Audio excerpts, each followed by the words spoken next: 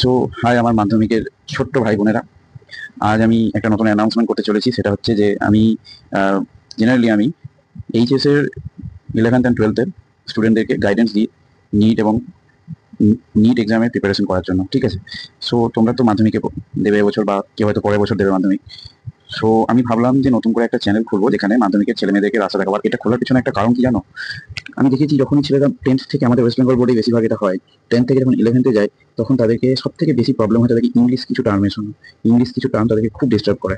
তো আমার এই জিনিসটাকে তোমাদের কাছ থেকে দূর করতে করার জন্য এবং প্রত্যেকটি কনসেপ্টকে ভালো করে ক্লিয়ার করার জন্য, হ্যাঁ, আমি চ্যানেলটা খুলেছি। তো আমি চেষ্টা করবো মাধ্যমিকে তোমাদের টেস্টের আগে বা মাধ্যমিকের মধ্যে তোমার সিলেবাসকে একবার পুরো কমপ্লিট করে দেওয়া, life science and physical science. কিন্তু দেখো, একটা কথা মনে রাখো, তোমাদের মধ্যে যারা সায়েন্স নিয়ে পড়বে তাদের এটা একটা সুবিধা হবে যে যারা তখন 11-এ যাবে তখন তাদের কিন্তু নতুন কিছু মনে হবে না, কারণ আমি কিছু ইংলিশ টার্মও তার সাথে বলে দেবো, সেটা তোমরা সেটাকে স্কিপ করতে পারো, তোমাদের ব্যাপার। ঠিক আছে, সো দেখো আজকে আমি যে প্রথম চ্যাপ্টারটা নিয়ে এসেছি তোমাদের কাছে, তার মধ্যে সেটা হচ্ছে গ্যাসের আচরণ। ঠিক আছে, তো দেখো আমি তোমাদেরকে কিছুটা বোঝাতে চাই যে গ্যাস হচ্ছে আমাদের জীবনের একটা অংশ, বুঝেছো? সব জায়গাতেই গ্যাস থাকে।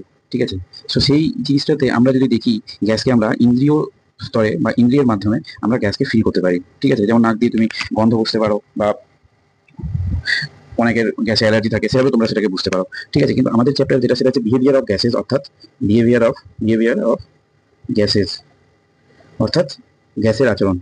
ঠিক আছে, তো গ্যাসের আচরণ আমরা জানবো কি করে সায়েন্সের ভাষাতে? তো সেটা জানার জন্য আমাদেরকে কিছু পরিমাপযোগ্য ধর্ম জানতে হবে। আর পরিমাপযোগ্য ধর্ম প্রথমত কি কি আছে, আমার সঙ্গে সঙ্গে তোমরা লিখতে পারো, কোনো ব্যাপার না। ভর বা পরিমাণ। ঠিক আছে, ভর বা পরিমাণ প্রথম প্রথম প্রথম পরিমাপযোগ্য ধর্ম। দ্বিতীয় হচ্ছে কি? আয়তন। ঠিক আছে, তৃতীয় হচ্ছে কি? চাপ ও চাপ। আর চতুর্থ হচ্ছে কি? তাপমাত্রা। তো এগুলোকে আমরা বলি প্যারামিটার অথবা পরিমাপযোগ্য ধর্ম। ঠিক আছে, এগুলোর উপর ভিত্তি করে আমরা গ্যাসকে সায়েন্সের ভাষায় প্রকাশ করতে পারি। ঠিক আছে, তো সায়েন্সের ভাষাতে সায়েন্স কিন্তু কখনো কোনো গল্প বোঝে না, গল্প বুঝলেও সেটাকে তোমার প্রমাণ করে দেখাতে হয়। তো কিছু সায়েন্টিস্ট এগুলোকে নিয়ে কিছু সূত্র আবিষ্কার করেন। এই সূত্রগুলোর মধ্যে কিছু সূত্র আছে, তার মধ্যে হচ্ছে চার্লস সূত্র, বয়েল সূত্র। ওকে, সো চার্লস আর বয়েলসের সূত্র বোঝার আগে আমাদেরকে বুঝতে হবে চাপ এবং আয়তন কি। ঠিক আছে, ভর বা পরিমাণ কি সেটা তোমরা জানো, কিন্তু চাপ আর আয়তন কি জিনিস? চাপ হচ্ছে, দেখো, চাপ বলতে আমরা কোনো জায়গায় যখন প্রেসার দিই বা বল প্রয়োগ করি, তো সেটাকে আমরা ভেবে থাকি যে সেটা চাপ না, অ্যাকচুয়ালি সেটা চাপ না। কোনো সাপোজ করো বা মনে করো যে এটা একটা ক্ষেত্রফল আছে। ঠিক আছে, এই ক্ষেত্রফলে আমি করলাম কি, আমি চাপ দিলাম, এভাবে এভাবে চাপ দিলাম, তো এভাবে চাপ দিল, এভাবে চাপ দিল। কিন্তু এখানে চাপ আমি তখনই বলতে পারবো যে আমি একক আয়তনে, মানে একক ক্ষেত্রফলে, মানে এইটুকু জায়গার মধ্যে যতটা আমি চাপ দেবো, যতটা বল প্রয়োগ করবো সেটাকে আমি, লম্বভাবে যে বল প্রয়োগ করবো সেটাকে আমরা কি বলবো না, চাপ। তো একক ক্ষেত্রফলে যে বল প্রয়োগ করা হয়, ঠিক আছে, আমি বলছি তখন তোমরা লিখে নিই। ঠিক আছে, বল প্রয়োগ করা হয় তাকে চাপ বলে।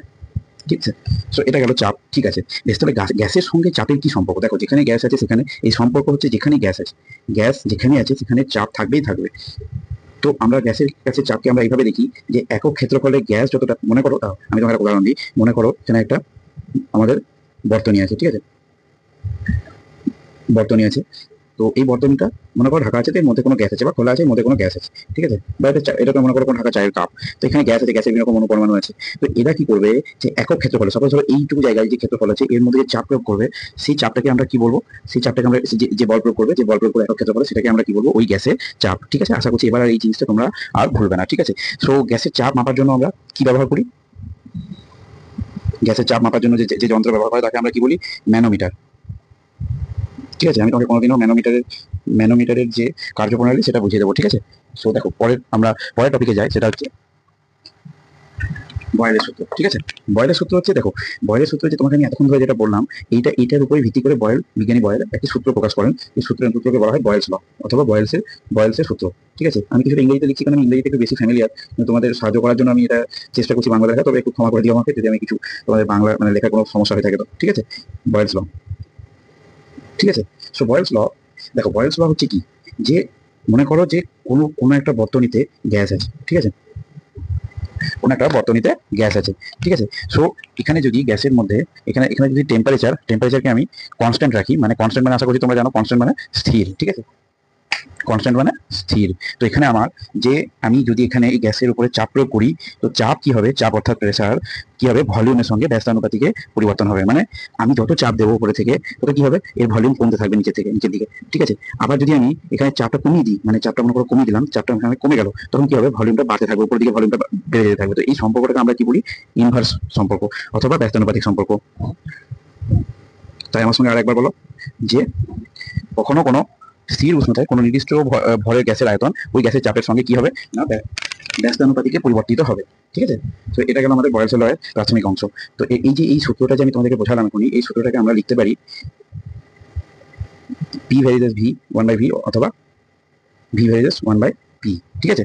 তো তোমরা এটা জানো, ধ্রুবক যারা পড়েছে তারা তোমরা এটা জানো, যখন কোনো জায়গাতে প্রপোর্শনালিটি থাকে অথবা সমানুপাতিক সম্পর্ক থাকে বা ব্যস্তানুপাতিক সম্পর্ক থাকে, সেটা ওঠানোর জন্য আমাদেরকে একটা কনস্ট্যান্ট ইউজ করতে হয়। তো সেখানে আমি যদি এটাকে লিখি V proportional to 1/p, so এটাকে আমরা লিখতে পারি ভি ইকুয়াল টু k/p। এখানে কে হচ্ছে কি, ধ্রুবক, তাই তো, কে কনস্ট্যান্ট অথবা ধ্রুবক, অর্থাৎ ভিপি সমান আমরা এটাকে লিখতে পারি কে, ঠিক আছে।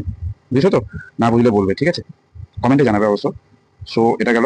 এবার আমরা পড়বো যে এখানে বয়েলের সূত্র অনুসারে কি হচ্ছে, যে আমরা এটা বুঝতে পারলাম যে ভিপি সমান কে, মানে ভিপি সমান কে মানে কি হচ্ছে, ভিপি সমান কে, আর কে মানে কি, ধ্রুবক। আর ধ্রুবক মানে কি আমরা জানি, ধ্রুবক মানে নির্দিষ্ট, মানে এটা একই থাকবে, চেঞ্জ হবে না। কি চেঞ্জ হবে না, ভি এবং পি এর গুণফল কখনো চেঞ্জ হবে না, সেম। আর যদি ওই অবস্থাতে টেম্পারেচার কনস্ট্যান্ট থাকে তো, ঠিক আছে। যেমন আমি তোমাকে এটা এইভাবে বলি, আর ছোট্ট মতো উদাহরণ দিয়ে শোনো। দেখো, মনে করো ভি এবং পি এর গুণফল 35, বা সরি, ভি এবং পি এর গুণফল মনে করো 48, ঠিক আছে। এটা তোমরা ম্যাথমেটিক্যালি একটু বোঝার চেষ্টা করো, তাহলে দেখবে এটা পুরো ক্লিয়ার হয়ে যাবে। ভি আর পি এর কোন ধ্রুবক কেন বলা হচ্ছে, ধ্রুবক মানে কি, মনে করো ভি আর পি এর গুণফল 48, ঠিক আছে। তো এটাতে কি হতে পারে, ভিপি সমান আমরা 48 ধরলাম, ঠিক আছে। তো এটা হতে পারে যে ভি এর মান 4 হতে পারে, পি এর মান 12 হতে পারে, তাই তো, তাহলে 48 হতে পারে, হলো।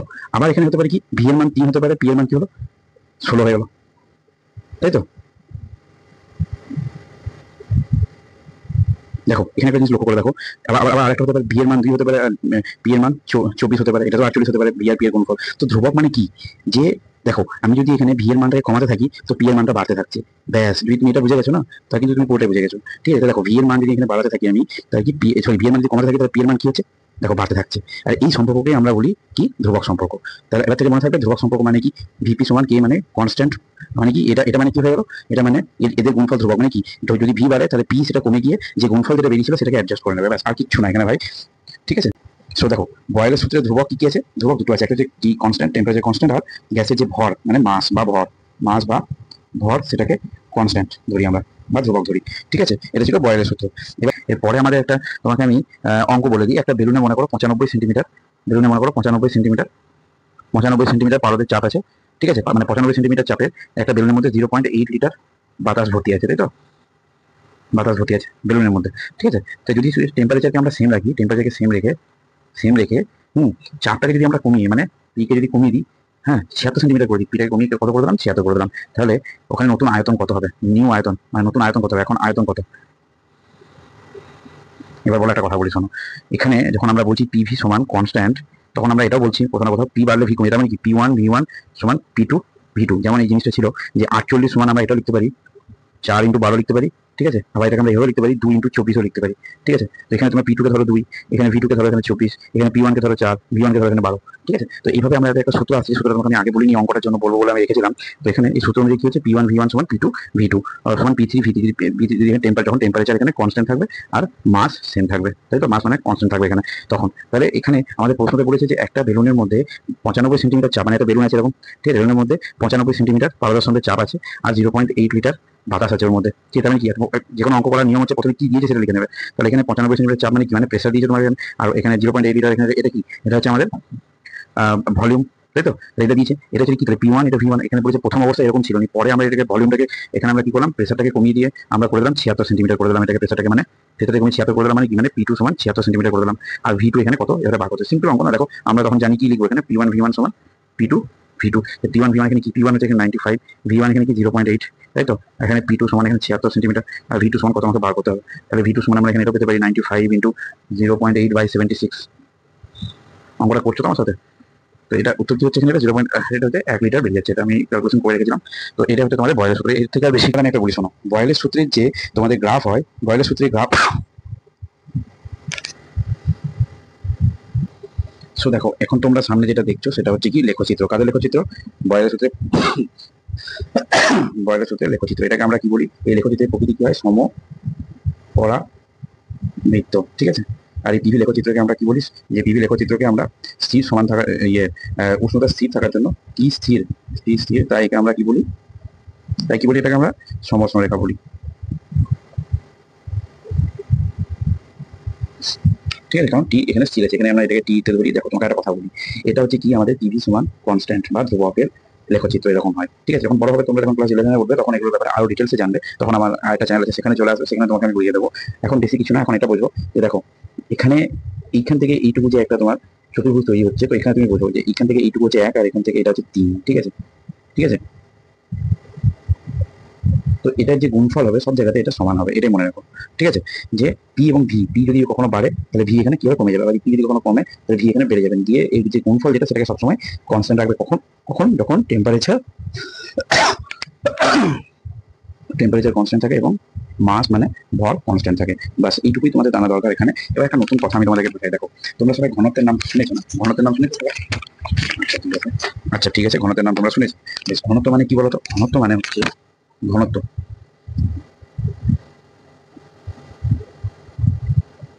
ঘনত্বকে আমরা ডি দিয়ে লিখি, ঠিক আছে। ঘনত্ব মানে হচ্ছে একক আয়তনের ভরকে আমরা কি বলি? একক আয়তনের ভরকে আমরা কি বলি? ঘনত্ব। একক আয়তনের ভরকে ঘনত্ব বলে, তাই তো?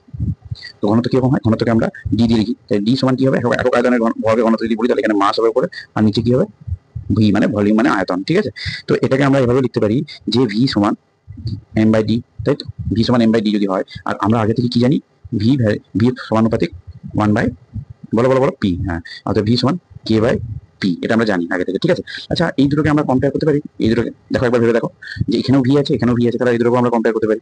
যে ভি বাড়লে যদি এখানে ডি কমে, আবার ভি বাড়লে এখানে পি কমে, তাহলে এখানে 1 by D proportional to 1 by P, অর্থাৎ ডি প্রপোর্শনাল টু পি লিখতে পারি এটাকে আমরা, তাই তো? ভালো করে দেখো, ডি প্রপোর্শনাল টু পি মানে কি? ঘনত্ব সমানুপাতিক চাপ, অর্থাৎ প্রেসার, ঠিক আছে। আমরা এটাকে এভাবে লিখতে পারি। তার মানে আমরা বয়লের সূত্র অনুযায়ী এটাও বলতে পারি যে কোনো নির্দিষ্ট ভাবে কোনো গ্যাসের ঘনত্ব চাপের সঙ্গে সমানুপাতিক হয়। কারণ কি হলো, এখানে ঘনত্ব আর চাপ একে অপরের সমানুপাতিক হয়ে গেল।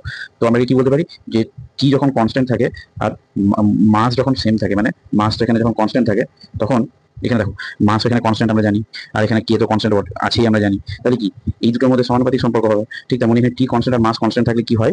বয়লের সূত্র অনুসারে আমরা এটাও বলতে পারি যে স্থির উষ্ণতায় কোনো নির্দিষ্ট ভরের কোনো নির্দিষ্ট গ্যাসের ঘনত্ব গ্যাসটি চাপের সঙ্গে সমানুপাতিক হয়ে যায়, মানে ডি ভার্সেস পি হয়ে যায়, ঠিক আছে। তো এটাই ছিল আমাদের বয়লের সূত্র। এবার শোনো, আমি তোমাদেরকে কয়েকটা বয়লের সূত্র থেকে অঙ্ক বুঝিয়ে দিই, যেটা দেখলে তোমরা বুঝতে পারবে যে বয়লের সূত্রে যে তোমাকে আমি বোঝালাম এতক্ষণ ধরে, তো সেটা এখানে ফুলফিল হচ্ছে কিনা, ঠিক আছে। দেখো একটা কথা বলি, একটা আরেকটা উদাহরণ তোমাকে দিই, শোনো। যখন আমাদের গভীর জলে যখন একটা প্রশ্ন তোমাদের আছে যে জলাশয়ের তলদেশ থেকে বায়ু বুদবুদ যখন জলের উপরে উঠে আসার সময় তার আয়তন ক্রমশ বাড়তে থাকে, কেন বাড়তে থাকে? ঠিক আছে, এটা বোঝো। যখন মানে আয়তনটা কি, যখন এখানে জলের বুদবুদ মনে করো এখানে আছে ছোট ছোট ছোট জল, এটা তো জল, জলাশয়, ঠিক আছে। তো এখানে জলের বুদবুদ নিচে আছে, এটা যখন উপরের দিকে যাত্রা করে তখন কি হয়? একটা কথা মনে রাখো যে এখানে প্রেসার কিন্তু বেশি আছে, কারণ এখানে এতটা জল কিন্তু এখানে প্রেসার দিচ্ছে, ঠিক আছে। আবার এখানে দেখো যতটা উপরে উঠবে কিন্তু প্রেসার কিন্তু কি হবে? প্রেসার কি হচ্ছে? কমতে থাকছে, ঠিক আছে। আর যখন উপরে উঠছে তখন কিন্তু বোঝো যে এদের যে ভলিউম, এদের যে ভর মাস সেটা কিন্তু সেম থাকছে, আর ঘনত্ব কিন্তু সেম আছে এখানে, ঠিক আছে। তাহলে সরি, মাস মানে ভর সেম আছে, এখানে টেম্পারেচারও সেম আছে। তাহলে যখন উপরে উঠছে তখন কি হচ্ছে? চাপটা তো এখানে কমছে না, এখানে পি চাপ এখানে কম, আর এখানে চাপ এখানে বেশি, তাই তো? তো এখানে চাপ কম, এখানে যদি বেশি হয় তাহলে এই যখন উপরে উঠছে কম চাপের দিকে যাচ্ছে, আর আমরা কি জানি? পি ভি সমান কনস্ট্যান্ট, তাই তো? তাহলে কি হবে? পি বাড়লে পি সমানুপাতিক 1/v, তাহলে উপরে যদি এখানে যদি উপরে যাচ্ছে যখন, তখন কি হবে? এর চাপ কমছে, চাপ কমলে কি হবে? চাপ কমলে কি হবে? চাপ কমলে ভলিউম বেড়ে যাবে। ভলিউম বাড়া মানে কি? ছোট ছোট এখানে বুদবুদ ছিল, এখানে কি এটা বড় আকারে হয়ে যাবে, কারণ এখানে চাপ অনেক কম আছে, তাই। বুঝছো তো? আশা করছি তোমরা এটা বুঝে গেছো। এটা একটা মানে বারবার আসা একটা প্রশ্ন, বুঝেছো তো? বেশ, ঠিক আছে, এটা গেল। কিচ্ছু নেই, তোমাকে লাস্টে তোমাকে আমি এবার রিভাইজ করে দিয়ে একবার ইম্পর্টেন্ট পয়েন্ট কি কি আছে শোনো। সবার আগে আমরা কি পড়লাম? সবার আগে আমরা পড়লাম গ্যাসের চাপ কাকে বলে। একক আয়তনে সরি একক ক্ষেত্রফলের মধ্যে যে বল প্রয়োগ করে কোনো গ্যাস, তার দেওয়ালে যে একক ক্ষেত্রফল আছে সেখানে যে গ্যাস কোনো একটা জায়গায় কোনো একটা বর্তনীতে বা যে কোনো জায়গায় গ্যাস তার দেওয়ালে একক ক্ষেত্রফলের উপর যে বল প্রয়োগ করে তাকে কি বলা হয়? গ্যাসের চাপ, ঠিক আছে। তারপরে আমরা কি বললাম? যে গ্যাসের কিছু আমাদের প্যারামিটার আছে, সেই প্যারামিটারগুলোর মধ্যে কি কি আছে? ভর, ভর আছে, আয়তন আছে, টেম্পারেচার আছে, প্রেসার আছে, তাই তো। তারপর আমরা বললাম কি যে এখানে এই যে প্যারামিটারগুলো আছে তার মধ্যে কিছু সম্পর্ক পড়লাম। তার মধ্যে প্রথম সম্পর্ক কি ছিল? বয়েলের সূত্র। বয়েলের সূত্র অনুযায়ী কি ছিল? বয়েলের সূত্র অনুযায়ী কি ছিল? পিভি সমান পি ভাইজাস 1/v, মানে পিভি সমান কি হবে বলো? পিভি সমান হবে কনস্ট্যান্ট, তাই তো। যেখানে আমরা একটা অঙ্ক করলাম, তারপরে যে বিল আর একটা আমরা জানলাম যে যখন জলের যখন বুদবুদ যখন উপরের দিকে ওঠে, তখন উপরে ওঠার সময় ও কি হয়? ও মোটা হয়ে যায় সাইজে। কেন হয়ে যায় সাইজটা মোটা? কারণ এখানে উপরে প্রেসার কম থাকে আর নিচে প্রেসার বেশি আছে। তাহলে প্রেসার কমের দিকে যদি যায় তাহলে কি হবে? এখানে প্রেসার যদি কমে তাহলে ভলিউম বেড়ে যাবে, কারণ এখানে আমরা জানি পি বাড়লে কি হয়? ভলিউম কমে যায়, তাই তো।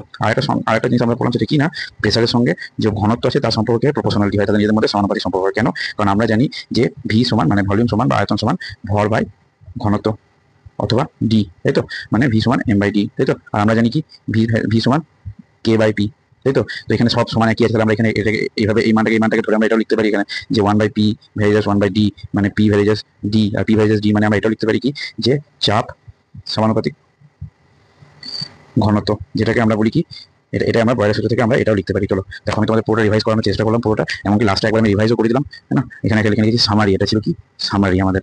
তো এই নোটসগুলো যদি চাও তো আমাকে বললাম, আমি তোমাদের আলাদা টেলিগ্রাম চ্যানেল বানিয়ে দেবো, ঠিক আছে। বেশ বন্ধুরা, পরে তাহলে আসছি চার্লসের সূত্র নিয়ে। Thank you.